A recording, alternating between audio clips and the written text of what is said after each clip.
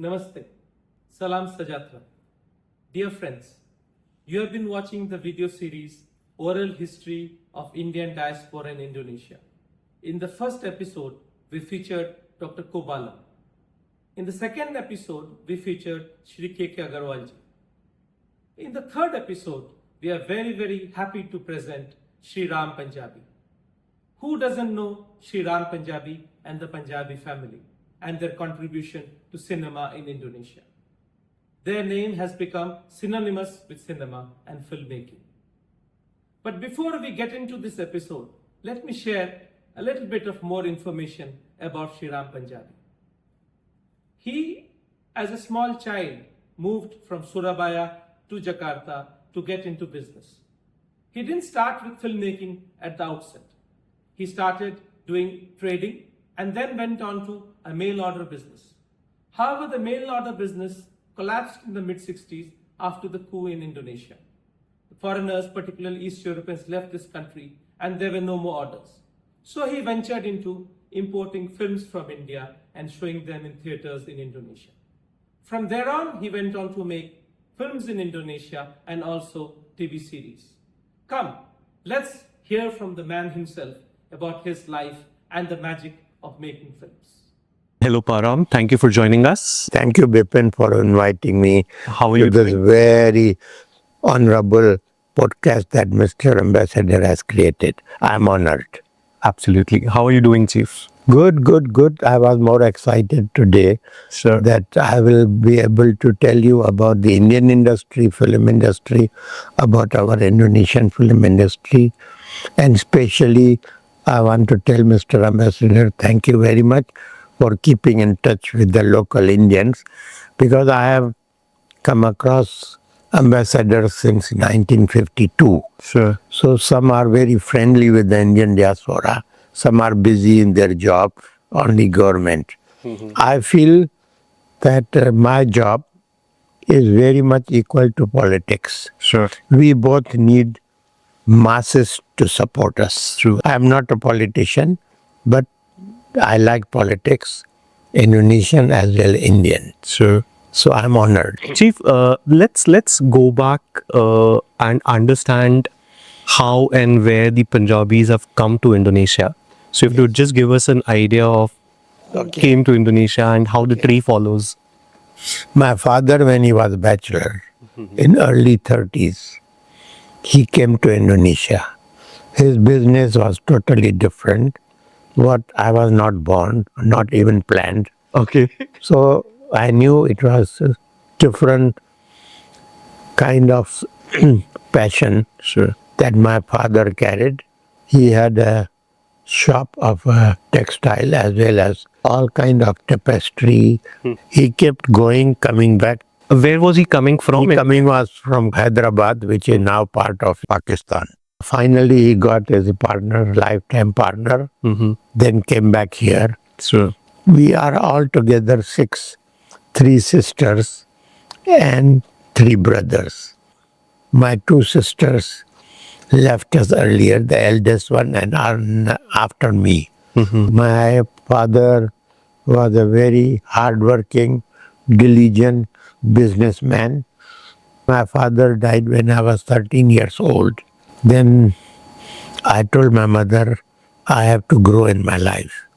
I have to do something, I don't know what, but I cannot achieve that in Surabaya.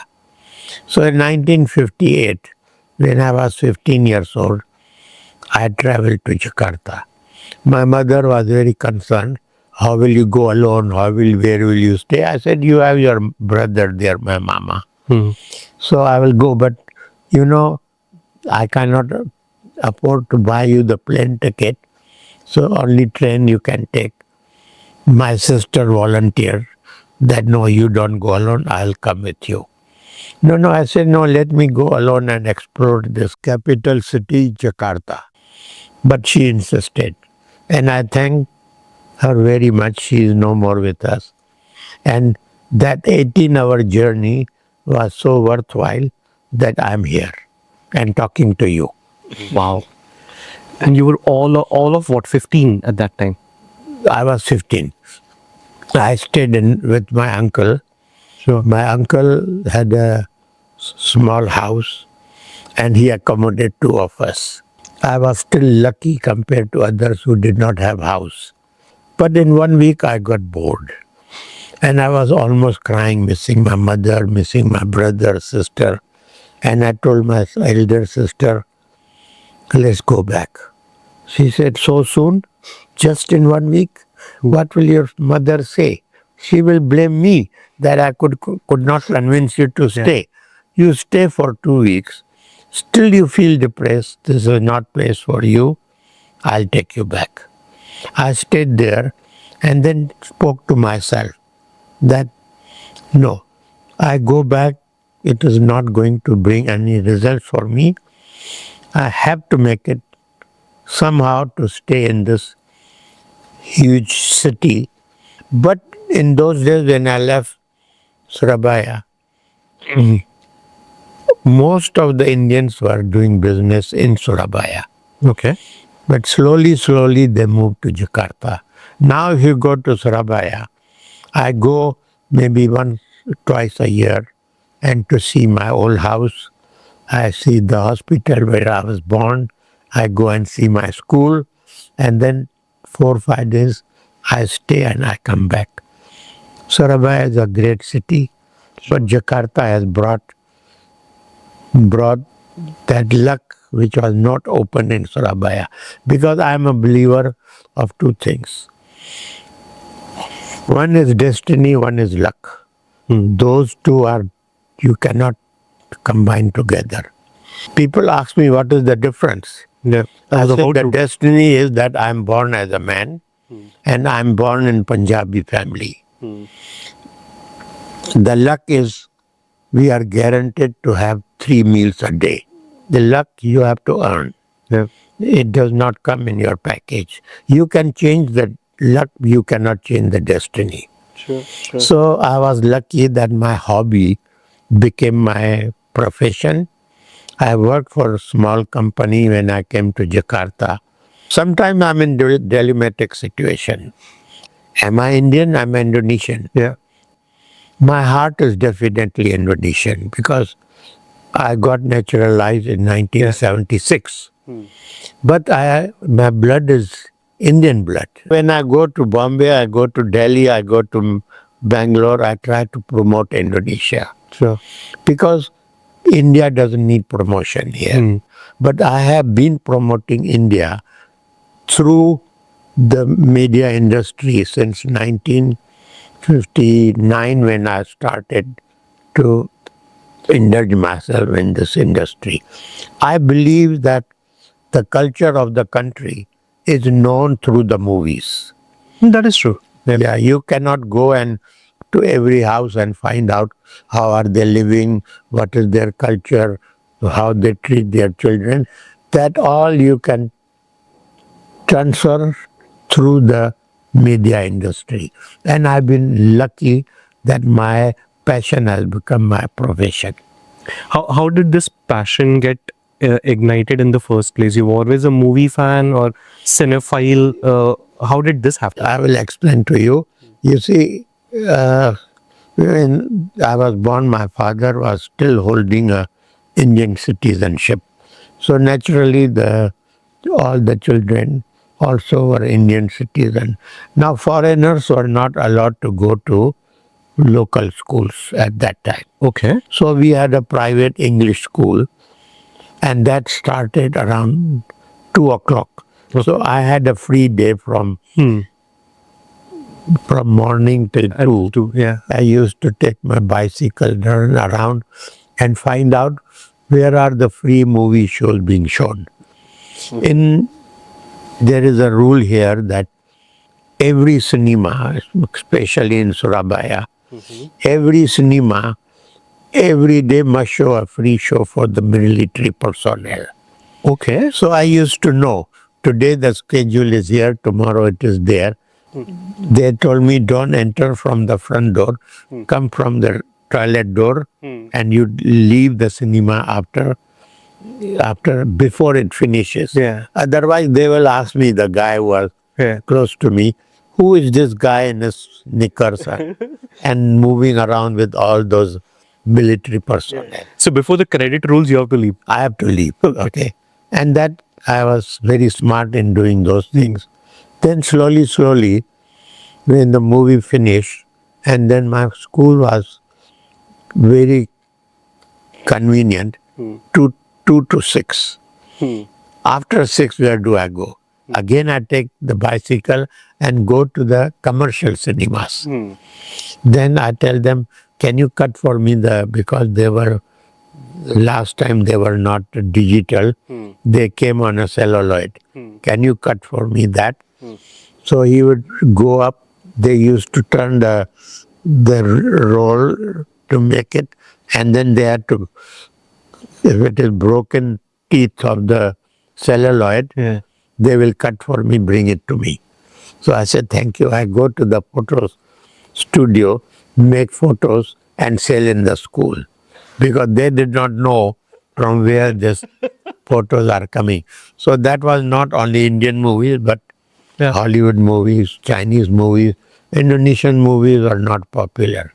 Indonesian movies got popular in around 2002. That was long after I came to Jakarta. Sure.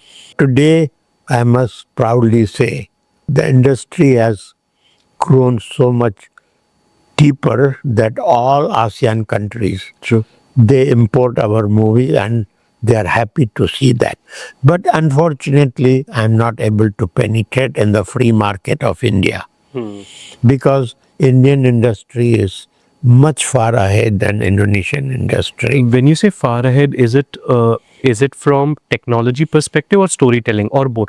I think more of a creative side, and India also produces their own equipments. Yes. When I started the television industry in 1987, I did not have a writer, I did not have a cameraman, I did not have a script writer. Where did I go? I went to India. I went to India to look for them who can come and help me. But every country has their own rules and regulation.